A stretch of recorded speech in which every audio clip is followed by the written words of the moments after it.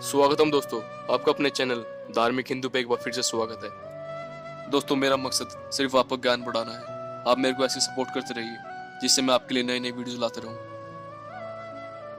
रावण का सबसे बड़ा पुत्र था मेघनाथ, जो अपने पिता से भी अधिक बलशाली था। रावण ने उसके जन्म से ही उसके लिए तैयारी कर दी थी।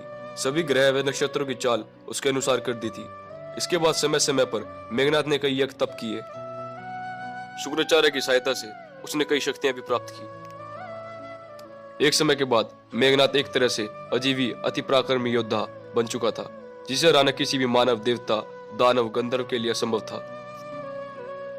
एक ऐसा समय भी आया था जब मेघनाथ ने देवों के राजा इंद्र को भी परास्त कर दिया था। तब से उनका नाम इंद्रजीत पड़ गया, अर्थात जो इंद्र को जीत चुका हो। तो चलिए दोस्तों, आइए जानते हैं उस युद्ध के बारे में। एक बार लंका का राजा अपने विश्व विजय अभियान पर निकला था। अपने अहंकार में चूर रावण ने देवलोक में देवताओं पर भी आक्रमण कर दिया था। तब सभी देवता व रावण की सेना के बीच भीषण युद्ध हुआ था, जिसमें अंत में देवताओं की विजय हुई थी। देवेंद्र ने रावण को बंदी बना लिया था एवं कारावास में डाल दिया था। जब इस बात का पता मेघनाथ को चला तो वो बहुत क्रोधित हुआ। वह उसी समय अपने अस्त्र शस्त्र लेकर देवलोक गया, क्योंकि उसके पास भगवान ब्रह्मा, विष्णु, महेश के दिए गए सबसे बड़े अस्त्र थे। इसलिए उसने देवताओं को इंद्र समेत परास्त कर दिया। यह सभी अस्त्र व शक्तियां उसे राक्षसों के गुरु शुक्राचार्य की सहायता से प्राप्त हुई थी। सभी देवताओं को परास्त करने के बाद मेघनाथ ने अपने पिता रावण को वहां से मुक्त कराया।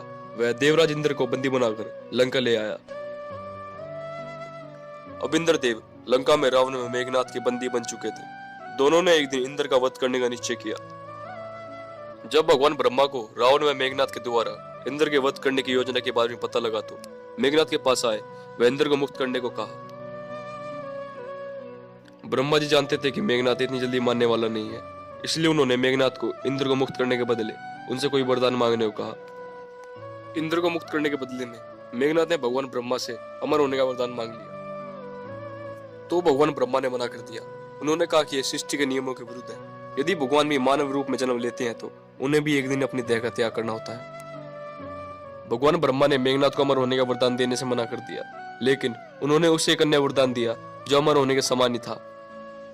उनके अनुसार यदि मेघनाथ किसी भी युद्ध में जाने से पहले अपनी कुल देवी निकुंभला का यज्ञ पूरा कर लेगा तो उसे कोई भी परास्त नहीं कर पाएगा। उस युद्ध में उसकी विजय होगी।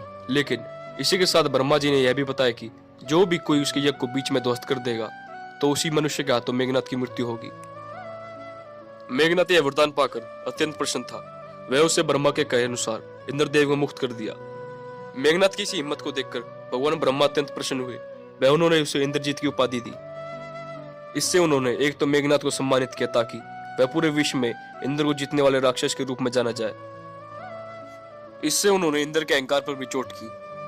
तो दोस्तों, आप जान गए होंगे मेघनाथ को इंद्रजीत क्यों कहा जाता है। दोस्तों, अगर आपको मेरी वीडियोस अच्छी लगती हैं, लाइक जरूर करें और कमेंट करके जरूर बताएं। इससे मुझे और सपोर्ट मिलेगा नई वीडियोस बनाने के लिए। तो दोस्तों, जब तक वीडियो ज़्यादा से ज़्यादा शेयर करें और हमारे चैनल से जुड़े रहें। धन्यवाद।